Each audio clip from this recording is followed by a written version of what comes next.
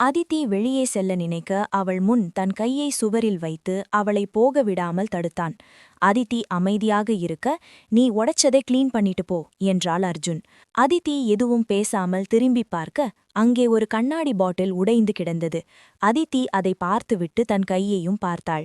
அவளின் கையிலிருந்து ரத்தம் கசிந்து கொண்டுதான் இருந்தது.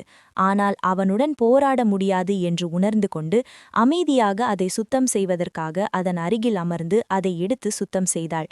அப்படி சுத்தம் செய்யும்போது ஒரு சிறு கண்ணாடி துண்டு அவள் கையை மேலும் சேதப்படுத்த மேலும் ரத்தம் வந்தது. தரையில் அவளின் ரத்தம் துளி துளியாக சிந்தி கிடக்க, அதை துடைக்க டிஷ்யூ தேடியவளுக்கு கண்ணில் எதுவும் கிடைக்கவில்லை. அர்ஜுனிடம் கேட்க முடியுமா என்று யோசித்தவளுக்கு அதற்கு தன்னே சென்று முட்டிக்கொள்வதற்கு சமம் என்று நினைத்துவிட்டு தன்னிடம் இருந்த வெள்ளை நிற துப்பட்டாவை கொண்டு அந்த இரத்தத்தை சுத்தப்படுத்தினாள். அர்ஜுன் கை கட்டியபடி நின்று பார்த்தவன், "யூ டிசர்வ் இட், உன் தகுதி என்னன்னு இப்பவாவது தெரிஞ்சுக்கோ" என்றான். அதித்தி வலியிலே அனைத்தும் சுத்தம் செய்துவிட்டு கையை பிடித்துக்கொண்டு முடிந்தளவுக்கு வேகமாக வெளியே வந்துவிட்டாள். வெளியே வந்த அதித்தி யாழினியிடம் அனைத்தையும் சொன்னாள். யாழினிக்கே அர்ஜுனை நினைத்து கொஞ்சம் பயமாகத்தான் இருந்தது. யாழினி அதித்தியை வேறொரு மருத்துவமனைக்கு அழைத்து சென்று அவள் கைக்கு கட்டு போட்டு அழைத்து வந்தாள். அதித்தி வீட்டிற்குள் நுழைய சந்திரிகா வேகமாக அவளிடம் வந்து, "அதித்தி, என்னாச்சுமா? உன் கையில என்ன காயம்? எப்படி அடிபட்டுச்சு?" என்று வேதனையாக கேட்டாள். "ஒண்ணுமில்ல மேடம், விடுங்க" என்ற அதித்தி சாந்தமான குரலில் சொன்னாள். சேச்சியும் அங்கே வந்து, "ஐயோ பாப்பா, கட்டு பெருசா இருக்கு, நாளைக்கு எப்படி பரீட்சை எழுத போற?" என்று கேட்டாள். "எதும் பிரச்சனை இல்லாக்கா, நான் பாத்துக்கிறேன்" என்றாள். அப்போது அர்ஜுன் கோபத்துடன் காரை விட்டு இறங்கி வேகமாக உள்ளே நடந்து வந்தான். அவன் வரும் சத்தம் கேட்ட அதித்தி வேகமாக ஸ்டோர் ரூமிற்குள் சென்று கதவை அடைத்து கொண்டாள். அர்ஜுன் வேகமாக உள்ளே நுழைந்தவன் அவனையே அறியாமல் அவனின் கண்கள் அதித்தி இருக்கும் ஸ்டோர் ரூம் பக்கம் சென்றது. அந்த ஸ்டோர் ரூமை பார்த்தபடியே சோஃபாவில் அமர்ந்தான். கோபத்தில் அவனின் மூச்சுக்காற்று கூட புயல் போல் வெளியே வந்தது. இதையெல்லாம் பார்த்த சந்திரிகாவுக்கும் சேச்சிக்கும் எதுவும் புரியவில்லை. அதித்தி கையில் காயத்துடன் வந்ததும் அர்ஜுன் கோபமாக வருவதற்கும் ஏதேனும் சம்பந்தம் இருக்குமோ என சந்தேகத்துடன் பார்த்து கொண்டிருந்தனர். கோபத்திலிருந்த அர்ஜுனின் பார்னி நிமிஷத்துக்கு 100 முறை அந்த ஸ்டோர் ரூமின் பக்கம் வந்து சென்றது. ஆனால் எவ்வளவு நேரமானாலும் அதித்தி கதவை திறந்து வெளியே வரவில்லை. அர்ஜுன் ஒரு யோசனையுடனே தன்னுடைய போனை கையில் எடுத்து யாருக்கோ எதையோ கட்டளையிட 1/2 மணி நேரத்தில் அவன் வீட்டு வாசலில் ஒரு வண்டி வந்து நின்றது. அப்போதுதான் சரியாக அதித்தி தன் உடையை மாற்றிக்கொண்டு கதவை திறந்தவள் லேசாக பார்வையை சமையலறையிலிருந்து கொஞ்சம் கொஞ்சமாக சுற்றி வர சோஃபாவில் அவளையே பார்த்து அமர்ந்திருந்த அர்ஜுனை கண்டு அதிர்ந்து போய் நின்றாள். வெளியே வந்து நின்ற வண்டியிலிருந்து சில ஆட்கள் ஒரு பெரிய பார்சலுடன் உள்ளே வந்தனர். வந்தவர்களிடம் சந்திரிகா, "என்ன இது?" என்று கேட்டாள். வந்த ஆட்களில் ஒருவன், "இன்ஸ்ட்ருமெண்ட் மேடம்" என்றான். சந்திரிகா புரியாமல், "இவ்வளவு பெருசா? என்ன இன்ஸ்ட்ருமெண்ட்?" என்று கேட்க, "மியூசிக் இன்ஸ்ட்ருமெண்ட். அர்ஜுன் சார் தான் பியோனா ஆர்டர் பண்ணாரு. ஒரு பீஸ் தான் இருக்குன்னு சொன்னோம். அவரு உடனே கொண்டு வந்து கொடுங்க, எவ்வளவு பணம் வேணும்னாலும் வாங்கிக்கோங்கன்னு சொன்னாரு. அதான் எடுத்துட்டு வந்தோம்" என்றான். சந்திரிகா அர்ஜுனை திரும்பி பார்த்து, "எதுக்கு அர்ஜுன் இது?" என்று கேட்டாள். அவனும் அவளை பார்த்து, "மியூசிக் கட்டுக்கணும்னு ஆசமா, அதான் கொண்டு வர சொன்னேன்" என்று சொல்லியவன் பார்சல் கொண்டு வந்த ஆட்களை பார்த்து, "அதை கொண்டு போய் ஸ்டோர் ரூம்ல வைங்க" என்றான். அதித்தி சந்திரிகாவை பார்க்க சந்திரிகா அதித்தியை பார்த்தாள். அந்த பார்சல் கொண்டு வந்தவன் அர்ஜுனிடம், "ஸ்டோர் ரூம்ல எங்க வைக்கணும் சார்?" என்று கேட்க அர்ஜுன் அதித்தியை ஓர கண்ணால் பார்த்தபடி, "எங்க இடம் இருக்கோ அங்க வைங்க" என்றான். சந்திரிகா உடனே, "அர்ஜுன் மியூசிக் கத்துக்கணும்னு சொல்லி புது பியோனா வாங்கிட்டு அதை எதுக்கு ஸ்டோர் ரூம்ல கொண்டு வைக்க சொல்ற? அதுமில்லாம அங்க எந்த இடமும் இல்ல, நீதானே அதித்தியை அங்க தங்கிக்க சொன்ன. இப்போ அந்த இடத்துலயும் பொருள் வச்சிட்டா அவ எங்க இருப்பா? வேணும்னா நம்ம வீட்ல வேற ரூம்ல அதித்தியை தங்க வச்சிடலாமா?" என்று கேட்டாள். அவன் கோபமாக, "ஒரு வேலைக்காரிக்கெல்லாம் ரூம் கொடுக்க முடியாது" என்று சொல்லியவனை கோபமாக பார்த்த சந்திரிகா,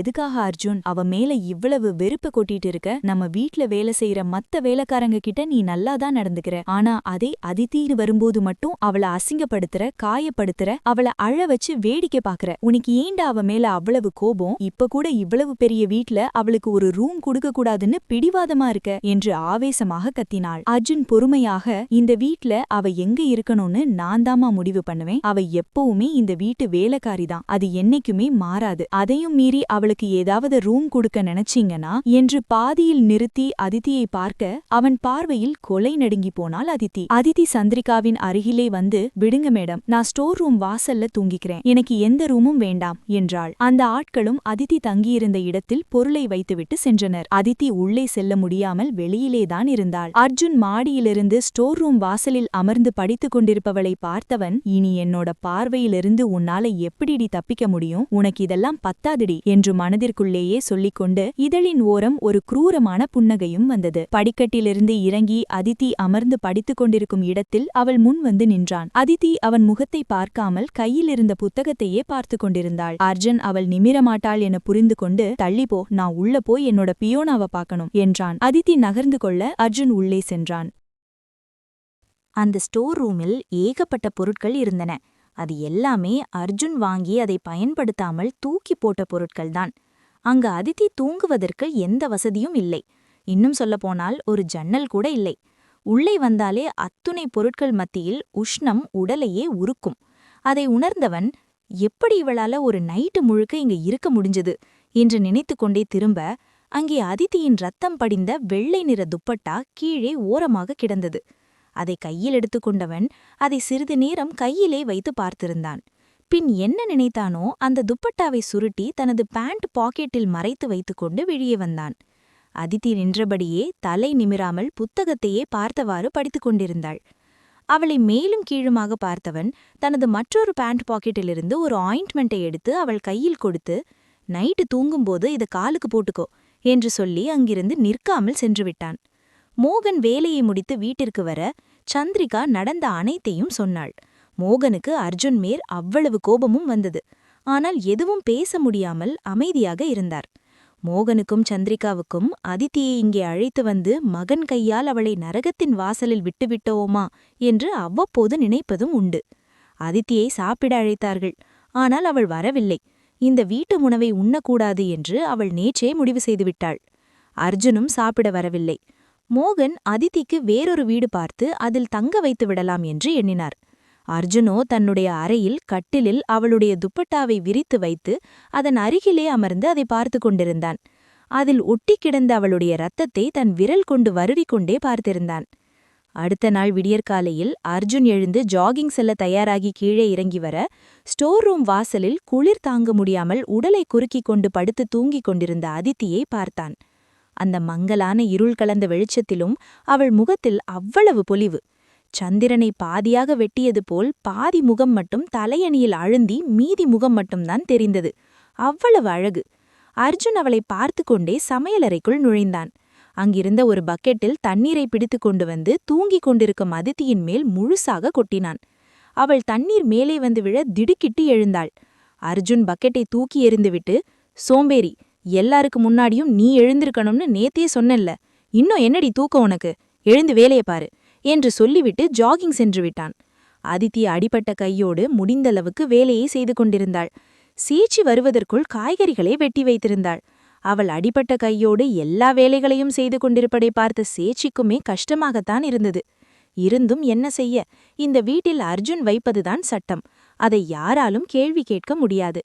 காலையில் எழுந்து வந்த சந்திரிகா அதித்தியை தேட சிரித்த வண்ணம் அழகு தேவதையாக அவள் முன்னால் வந்து நின்றாள் அதித்தி. சந்திரிகா அதித்தியை தன் தலையை பாசமாக வருடிவிட்டபடி, அதித்தி, வாமா, உனக்கு கோலம் போட சொல்லித்தரேன் என்று சொல்லி அவளை அழைத்து கொண்டு வெளியே வந்தாள் சந்திரிகா. சந்திரிகா அதித்திக்கு கோலம் போட சொல்லித்தர, அதே போல அதித்தியும் கோலம் போட்டுக் கொண்டிருந்தாள். கடைசியாக அந்த கோலத்திற்கு தான் வண்ணம் கொடுப்பேன் என அடம் பிடித்து வண்ணம் கொடுத்து கொண்டிருந்தாள். சந்திரிகா மற்ற வேலை பார்க்க எழுந்து சென்றுவிட, அப்போது ஜாகிங் சென்ற அர்ஜுன் வீட்டிற்கு திரும்பி வந்தான். அவள் கோலத்திற்கு வண்ணம் தீட்டிவிட்டு அதை ஒரு ஆனந்தத்தோடு அந்த அழகை அவள் பார்த்து கொண்டிருக்க, அர்ஜுன் வேண்டுமென்றே அந்த கோலத்தை களைத்தபடி அந்த கோலத்தின் மீது வந்து நின்றான். ஒரு நொடியில் கழைந்த கோலத்தையும் அதன் மீதிருக்கும் அவனின் ஷூ காலையும் பார்த்துவிட்டு அவளுக்கு அது யாரென்று புரிந்துவிட்டது. அவன் முகத்தை நிமிர்ந்து கூட பார்க்கவில்லை. அமைதியாக உள்ளே செல்ல பார்க்க அவளின் அடிப்பக்க கையை பிடித்து இழுத்தான். அவள் வலியில் துடிக்க வலி தாங்க முடியாத அதிதி அவள் கையை பிடித்திருந்த அவனின் கையை ஒரு வேகத்தில் கடித்துவிட, ஆ என்று அர்ஜுன் கையை உதற, கிடைத்த வாய்ப்பில் அதிதி உள்ளே ஓடிவிட்டாள். ஓடி வந்த அதிதி சமையலறையில் ஒளிந்து கொள்ள அதை பார்த்த சேச்சி புரியாமல் நின்றிருந்தார்.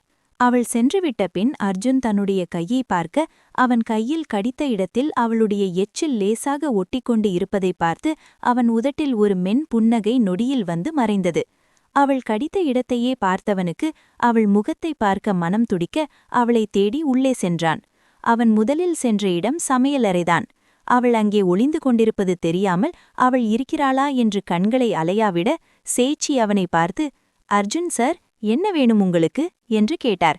அவன் அவரை பார்த்து, சேச்சி, எத்தனை முறை சொல்றது, என்ன சார்னு கூப்பிடாதீங்க, பேர் சொல்லி கூப்பிடுங்கன்னு என்று பொய்யாக கோபித்துக் கொண்டு கேட்க, சரி தம்பி, என்ன வேணும் என்று கேட்டாள்.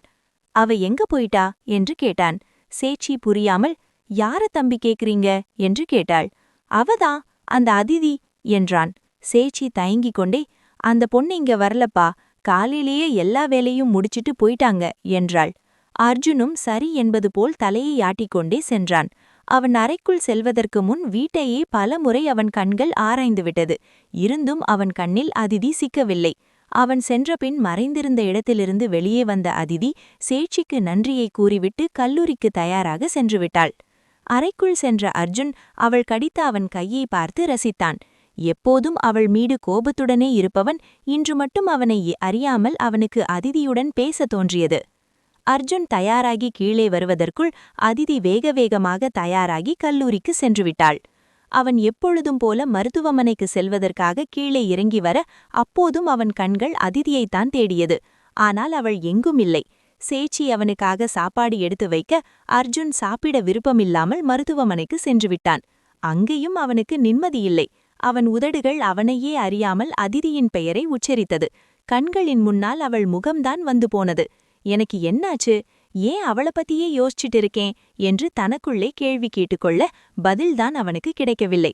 காலையில் கல்லூரிக்கு சென்ற அதிதி யாழினியை சென்று பார்க்க அதிதியின் முகத்தில் சோகம் வடிவதை பார்த்த யாழினி, அதிதி, நீ எதுக்கும் கவலைப்படாத, நான் இன்னைக்கு காலேஜ் வந்த உடனே நம்ம ஹெச்ஓடிய பார்த்து உன் கையில அடிபட்டு இருக்கிறத சொன்னேன். அவரு உனக்கு பதிலா எக்ஸாம் எழுத வேற ஸ்டாஃப் அரேஞ்ச் பண்ணி தரத சொல்லிட்டாரு. நீ எதுவும் கவலைப்படாத என்று ஆறுதல் சொல்ல அதிதி சோகமாகவே, நான் ஒன்னும் அதுக்காக கவலைப்படல, அந்த அர்ஜுன் நினைச்சுதான் பயந்துட்டு இருக்கேன் என்றாள். நேத்து அந்த ஹாஸ்பிட்டல்ல பார்த்தோமே, அவனை பத்தியா பேசுற? ஆளு என்னமோ அழகாதான் இருக்கான், ஆனா அந்த அர்ஜுன் கொஞ்சம் டெரர் பீஸ் தான் போல, என்ன பார்வை பாக்குறான் என்று யாழினியும் சொல்ல அதிதி யாழினியை பார்த்து, யாழு, இன்னைக்கு அவன் கைய கடிச்சு வச்சுட்டேன்டி என்று மெதுவாக சொன்னாள். யாழினி அதிர்ந்து, அடி பாவி, அந்த வீட்டில உனக்கு திங்கறதுக்கு வேற எதுவுமே கிடைக்கலையா? அவன் கையை எதுக்குடி கடிச்சு வச்ச?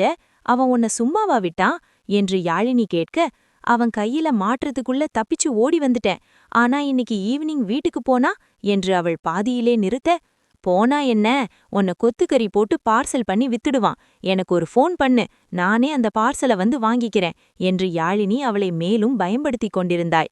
அதிதி தயங்கிக் கொண்டே, யாழினி, இனிமேல் நான் உன்கூடவே ஹாஸ்டல்ல தங்கிக்கிறேன்டி, அந்த வீட்டுக்கு இனிமேல் போகல என்றாள்.